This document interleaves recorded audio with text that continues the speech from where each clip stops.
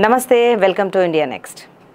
భారతదేశంలో ఎమర్జెన్సీ విధించి ఈనాటికి 50 ఏళ్ళు అంటే అర్ధ శతాబ్ది అయ్యింది.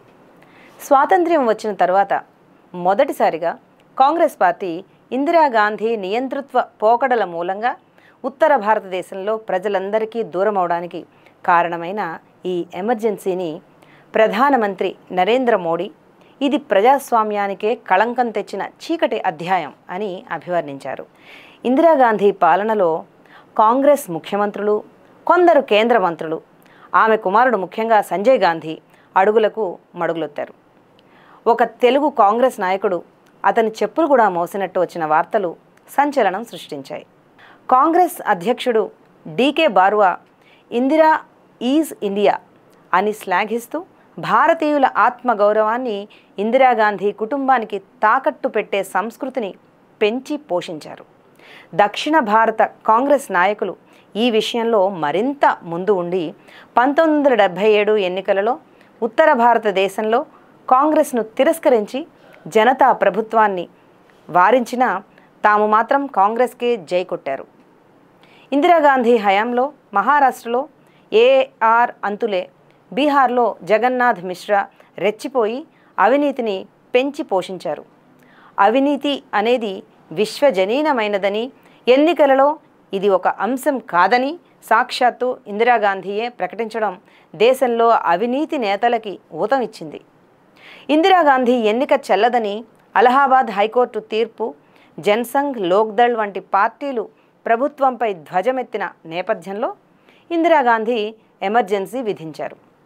ప్రతిపక్షాలు ప్రజల్ని ప్రభుత్వంపై తిరుగుబాటుకు రెచ్చగొట్టి ప్రజాస్వామ్య వ్యవస్థను కూలదోస్తున్నాయని ఇందిరాగాంధీ ఆరోపించి తన చర్యను సమర్థించుకున్నారు. జయప్రకాష్ నారాయణ్ బీహార్లో మొదలుపెట్టిన సంపూర్ణ విప్లవ ఉద్యమం మొరార్జీ దేశాయ్ నాయకత్వంలో ప్రతిపక్షాలకు మంచి బలం చేకూర్చి అందరూ ఏకమై కాంగ్రెస్ పాలనకు వ్యతిరేకంగా పోరాటం చేయడానికి తోడ్పడింది. అయితే ఇందిరాగాంధీ మొరార్జీ దేశాయ్తో సహా వాజ్పేయి, ఎల్కే అద్వానీ, జార్జ్ ఫెర్నాండెజ్, సురేంద్ర మోహన్, మధు దండావతే లాంటి నేతలందరినీ జైల్లో పెట్టింది. కాంగ్రెస్కు భజన చేసే ముఖ్యమంత్రుల ప్రోద్బలంతో సంజయ్ గాంధీ రెచ్చిపోయి రాజ్యాంగేతర శక్తిగా వ్యవహరించాడు. పోలీసుల అత్యాచారాలు, బలవంతంగా కుటుంబ నియంత్రణ శస్త్రచికిత్సలు, ఇంకా ప్రభుత్వాన్ని ప్రశ్నించే పౌరుల చిత్రహింసలు అంతులేకుండా సాగాయి. చివరకు 1977లో జనతా ప్రభంజనంలో ఇందిరాగాంధీ ప్రభుత్వం ఉత్తరాదిన పూర్తిగా తుడిచిపెట్టుకుపోయి మొదటిసారి కేంద్రంలో కాంగ్రెసేతర ప్రభుత్వం ఏర్పడింది. మొరార్జీ దేశాయ్ అధికారంలోకి రాగానే దేశంలో ఎమర్జెన్సీ అనేది విధించకుండా రాజ్యాంగంలో సంబంధిత చట్టాన్ని రద్దు చేశారు. మొరార్జీ దేశాయ్ ప్రధానిగా, చరణ్ సింగ్ హోంమంత్రిగా, వాజ్పేయి విదేశాంగ మంత్రిగా, ఎల్కే అద్వానీ కేంద్ర సమాచార మంత్రిగా, ఫెర్నాండెస్ గారు పరిశ్రమల మంత్రిగా, మధు దండావతే రైల్వే మంత్రిగా, రాయ్బరేలీలో ఇందిరాగాంధీని ఓడించిన రాజ్ నారాయణ్ ఆరోగ్య మంత్రిగా జనతా ప్రభుత్వం ఏర్పడింది. తర్వాత కాంగ్రెస్ ప్రభుత్వం అధికారంలోకి వచ్చినా కూడా ఎమర్జెన్సీ పరిస్థితి చట్టాన్ని పునరుద్ధరించే సాహసం చేయలేదు. ఇదండి ఎమర్జెన్సీ కథ.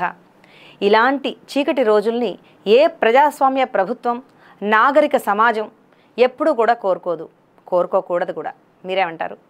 మీ కామెంట్స్ తప్పకుండా తెలియచేయండి. Thank you.